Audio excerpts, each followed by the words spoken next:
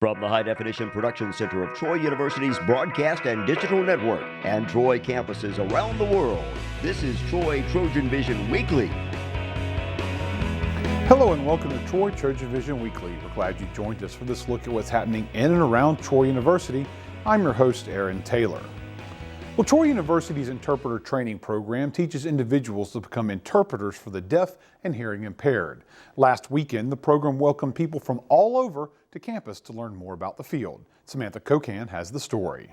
The interpreter training program at Troy University offers students the opportunity to pursue a career in interpreting between English and American Sign Language. Troy University hosted its 6th annual Alabama Interpreter Metamorphosis Conference, or AIM, focusing on interpreter training for the deaf.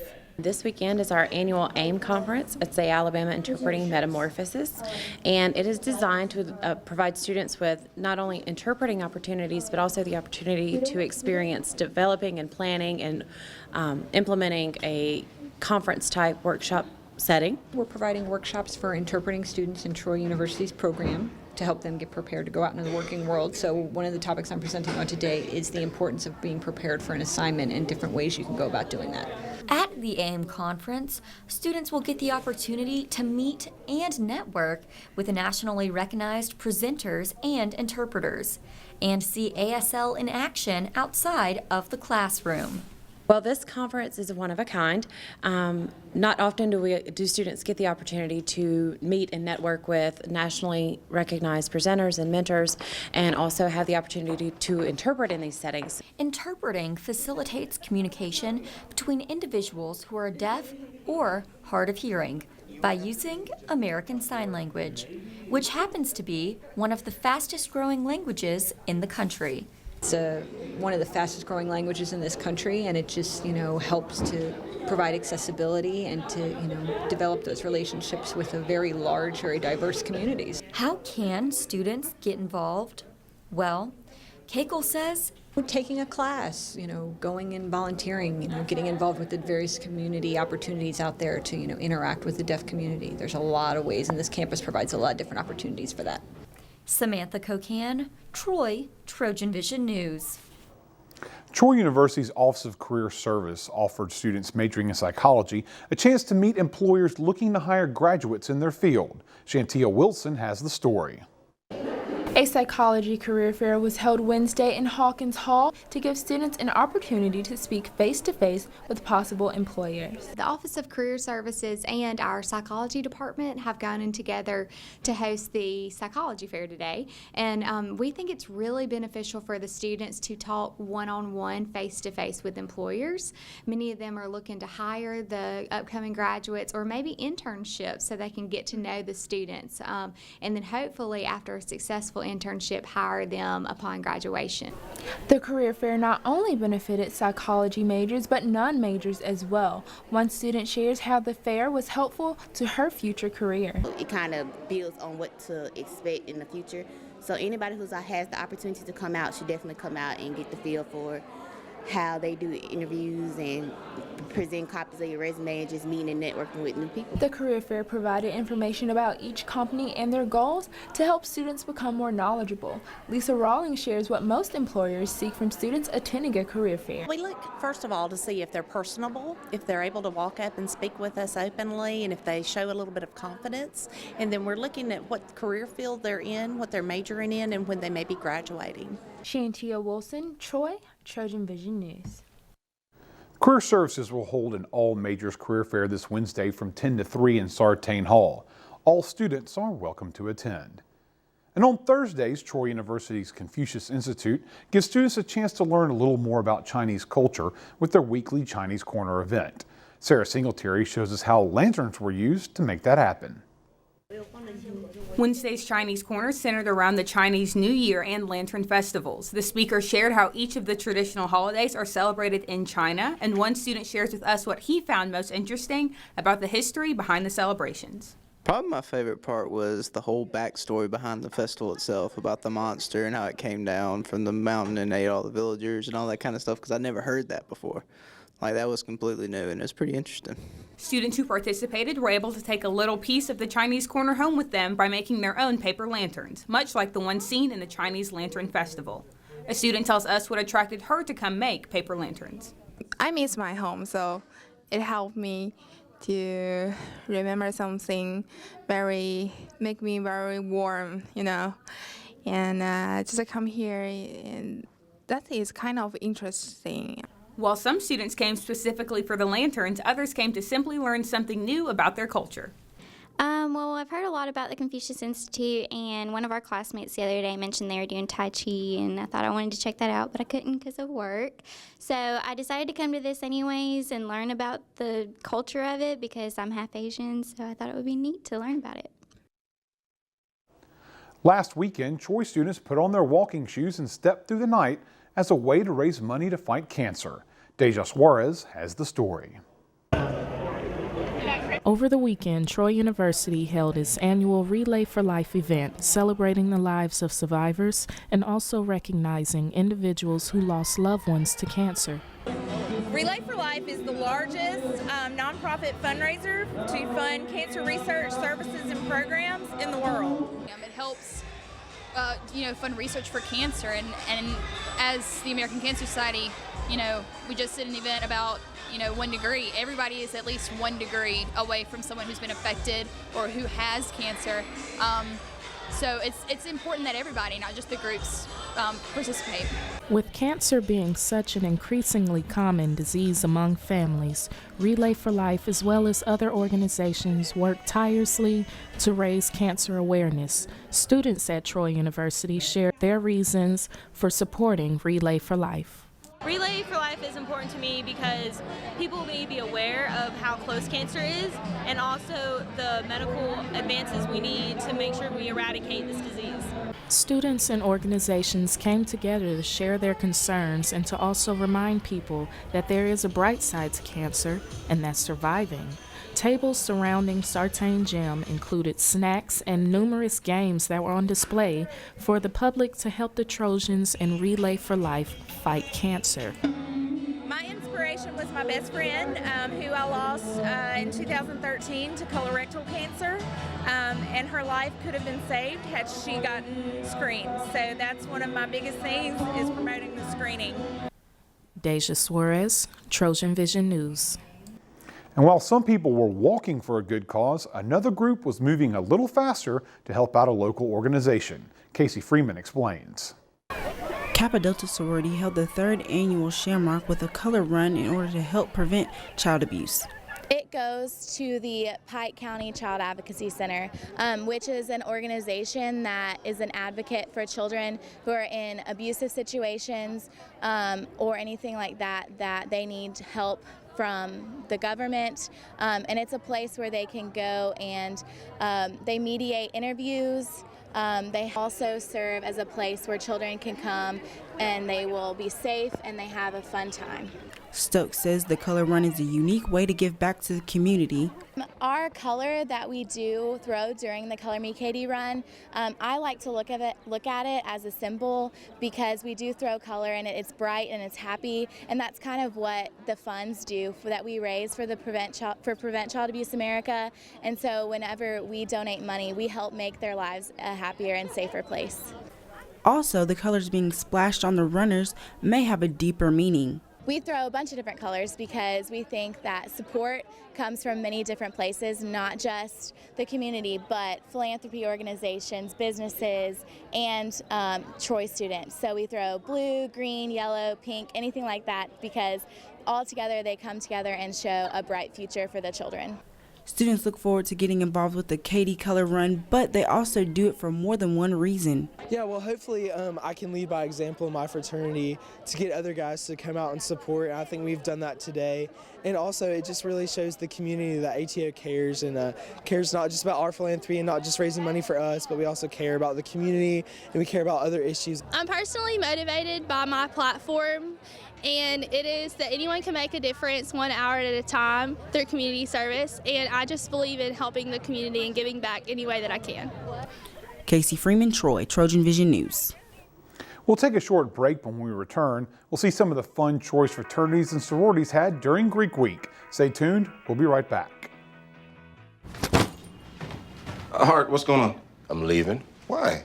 What did I do? Not enough. You constantly ignore me. You barely eat anything healthy. You're half as active as you used to be. The pressure is just too much. I quit. Okay, I get it. I'll do better. Just please, don't leave. Okay. But remember, if I go, you go. Listen to your heart. Don't let it quit on you. Uncontrolled high blood pressure could lead to stroke, heart attack, or death. Get yours to a healthy range before it's too late. This is Dr. Daniel Smith. He's an expert in domestic and international economics. But his proudest achievement is connecting with his students and helping them accomplish more than they ever thought possible. That's the warrior spirit, and it's alive and well at Troy University.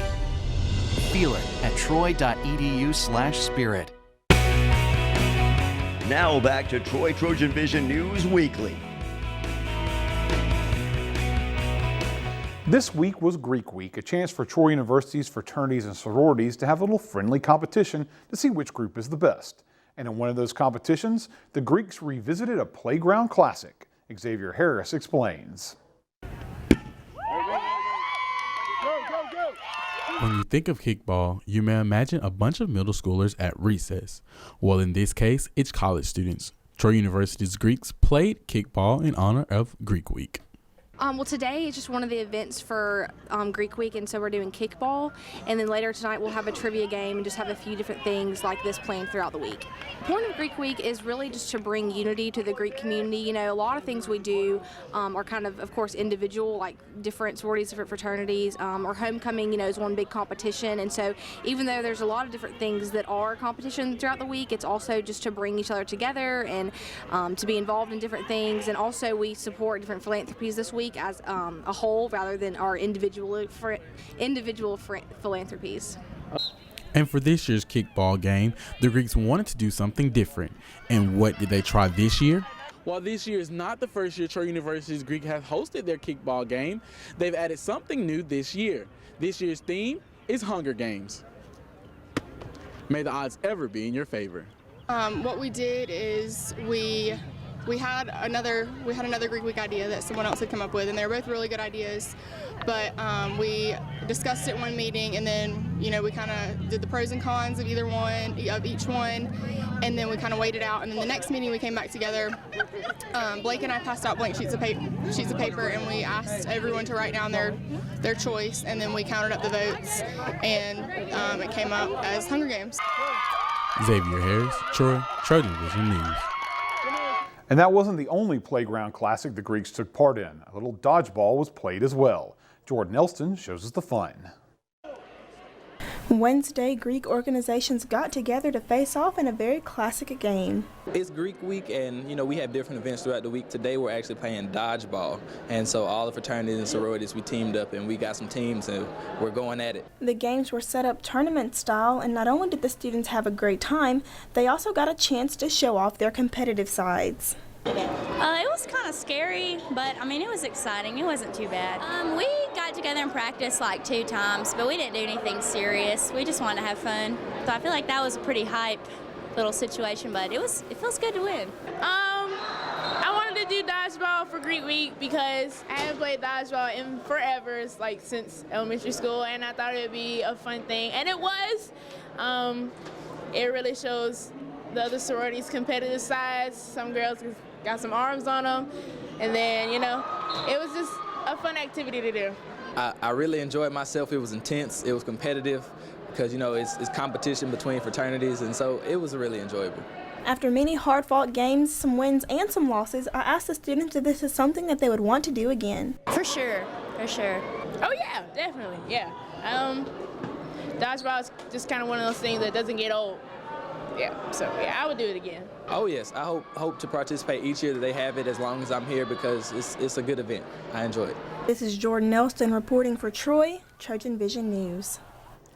Troy's Hall School of Journalism and Communication traded computers and cameras for golf clubs and greens this week as the school held their first ever golf tournament. Shantia Wilson gives us a look. Monday at noon, the Hall School of Journalism and Communication golf tournament kicked off at the Troy Country Club. Caitlin Isom shares her experience. Myself and a lot of the other journalism students are here volunteering for the Hall School of Journalism and Communication golf tournament. We're just doing whatever they need us to do, working registration, selling beverages to the contestants. I know that some people are out at one of the holes right now watching for a hole-in-one that if you win, you get prizes for. So we're just out here raising money. The golf tournament had a great turnout with 15 teams and several volunteers. There were also members of the community who came out and participated. I also think it's great that we have a lot of contestants today that aren't affiliated with the school, so it's a great way for them to get to see, you know, what we're doing with the school, what we're doing to help our school, the pride that we have in the school, and that maybe will help them have more pride in Troy University as well, and help with funding, help with them getting more involved so that the community can become more a part of the university. Along with the members of the community, there were Hall School of Journalism students who attended for many purposes. I wanted to come out and help today because I love helping the part of the department of the school that I'm in. It helps me to get involved, get to know new people, and it also helps me get community service hours, which I can put on my resume for when I graduate.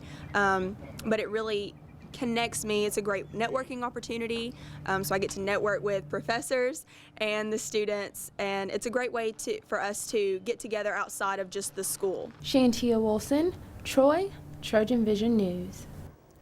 Music enthusiasts had a special treat in Montgomery as a vehicle that looked like an ice cream truck pulled into a local record store. However, it's much different from any other ice cream truck you've ever seen. Clay Yeager reports from our Trojan News Center in Montgomery. This is not your ordinary truck. No, it's not an ice cream truck nor moving truck, but a rolling record store that is based in Nashville, Tennessee that is touring the Southeast. We work for a label called Third Man Records, and our boss is Mr. Jack White. He used to be in the White Stripes, currently does a lot of awesome solo stuff, and he kind of like started up this ambition that we have about making people excited about vinyl again.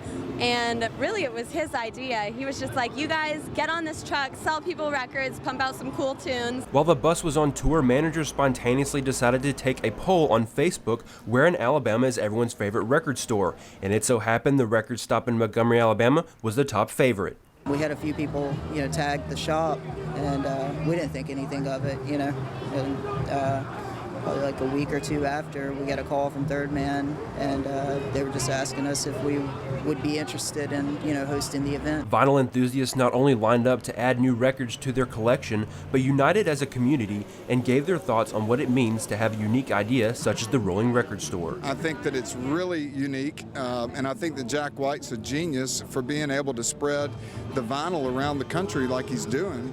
It makes it really fun for the fans. And we really enjoy just even coming out and spending the day with these guys. What makes buying music so special, or anything for that matter, is the shopper's experience. However, with the digital age, things are changing, but things like the rolling record store are bringing that shopper's experience to you.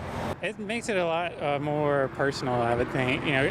My record store had that standpoint of like, oh, you're stealing my music, but this time they're bringing us their music, so it makes it more of a personal experience. Montgomery was fortunate enough to be the last stop for the rolling record store and their spring schedule. In Montgomery, I'm Clay Yeager with Troy, TrojanVision News.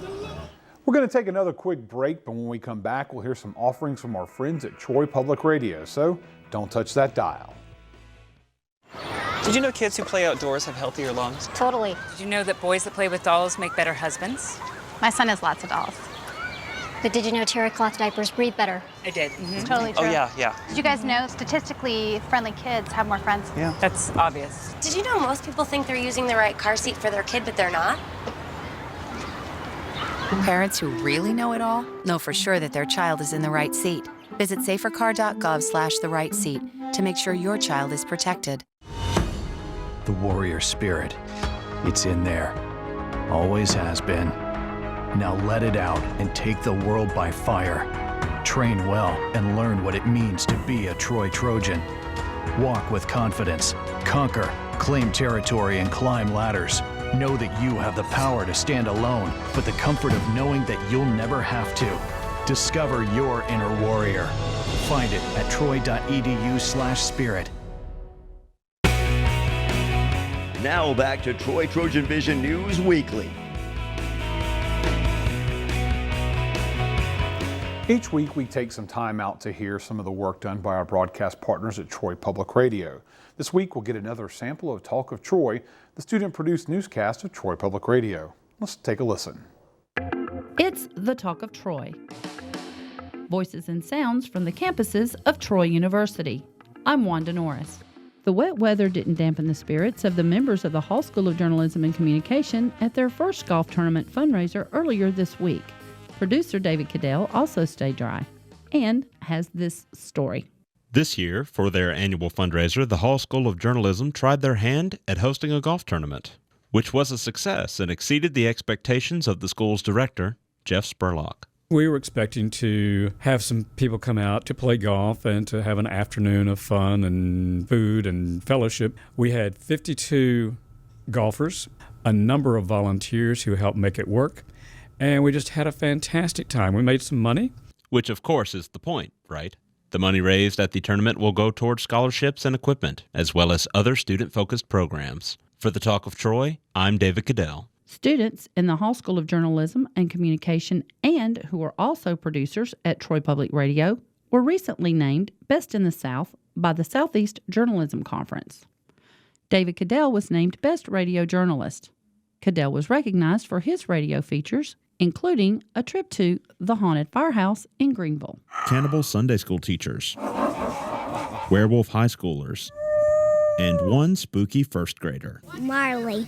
Katie Ganaway was also awarded second place in the category of Best Radio News Feature Reporter and fifth place for Best College Journalist of the Year. Now, the next question you may ask is, who's brave enough to get on a Segway, face the downtown traffic, and do it all in the summer heat? The awards were presented last month at SEJC's annual conference in Atlanta. I'm Wanda Norris, thanking you for listening to The Talk of Troy, a production of Troy Public Radio. Throughout the week, Troy Public Radio can be heard on 89.9 in Troy and Montgomery, 88.7 in Dothan, and 91.7 in Phoenix City. Well, it's time for our last break, but when we return, we'll learn about Troy's upcoming Student Appreciation Day. Stay tuned, we'll be right back. It's a beautiful day out here, sunny today with light breezes, giving way to clouds in the afternoon. We could see some light precipitation to moderate precipitation later on, followed by powerful storm-like conditions. 90 miles per hour winds are expected. Authorities are asking everyone, stay indoors. Come on, that's it, let's go.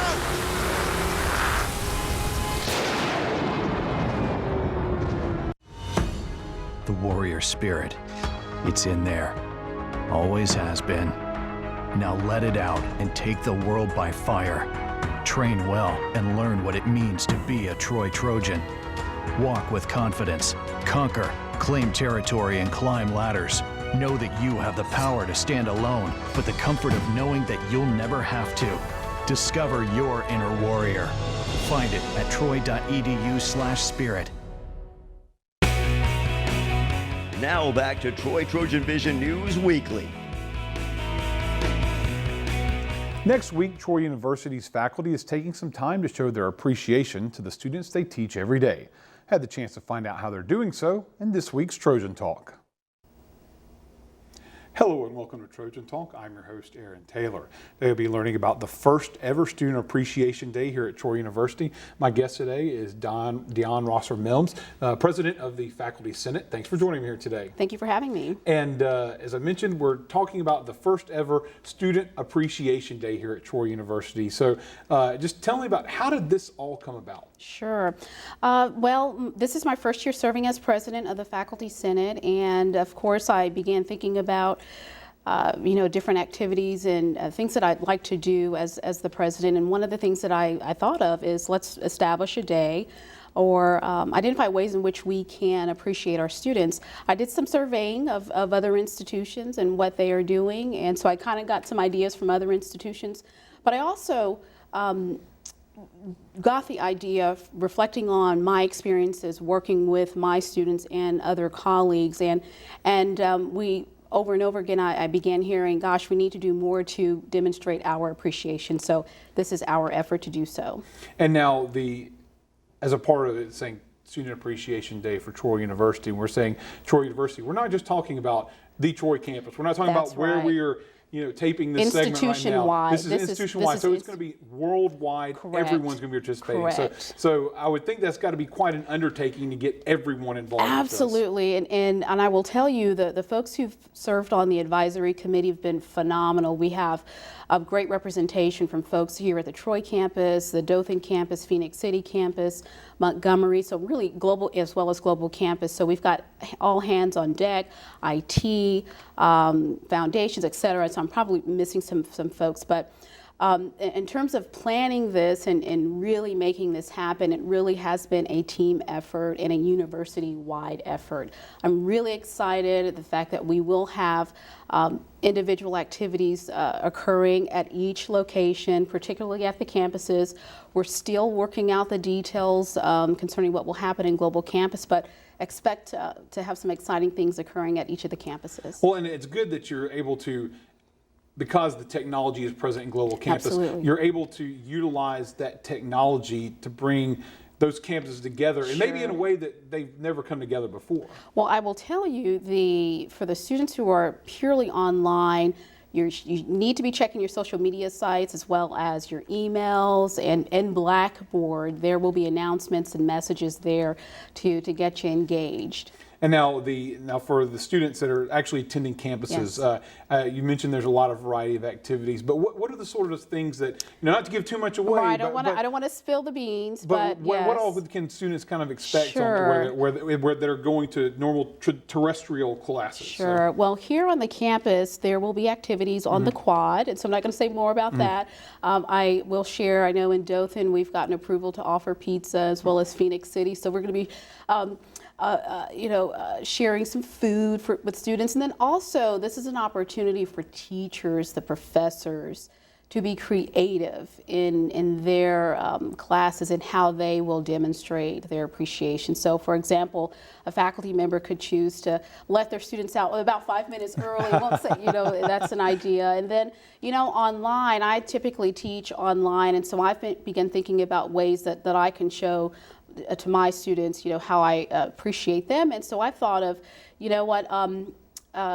giving extra time on an exam or taking an assignment, maybe reducing something that, but still keeping the rigor in the course, but maybe lightening a load to some extent. And so in also sending some notes periodically throughout the whole week. The week of the appreciation, April 1st is the Student Appreciation Day. So sending messages, which I already do, but continuing to do more of positive, sending positive messages to students. So that's one idea. Well, why is it so important for the faculty to get involved with something like this? Well, and I'm going to expand it to not only faculty but also staff. But to speak to faculty, the students are the heart of the university, and some would argue the faculty are as well. We would not be here as faculty if we did not have students.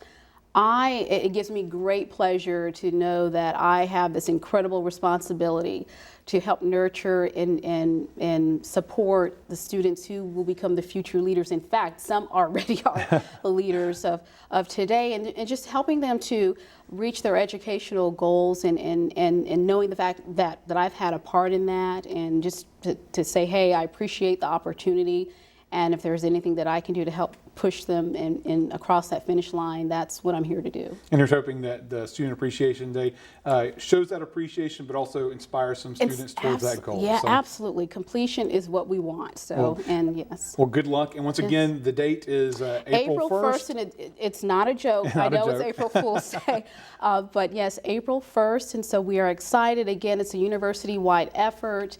And each campus will have its own activities, and so we are excited. The Faculty Senate is excited about this initiative, and we look forward to that day.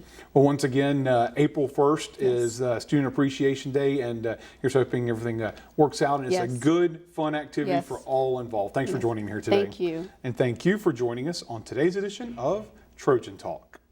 And that's what happened on the 4th week of March 2015. To find out what's happening throughout the week, you can tune in to Troy TrojanVision News at 5, 6:30, and 10:30, Monday through Friday, or follow us anytime on Twitter at Troy TV News. We hope you join us again next week for another edition of Troy TrojanVision Weekly.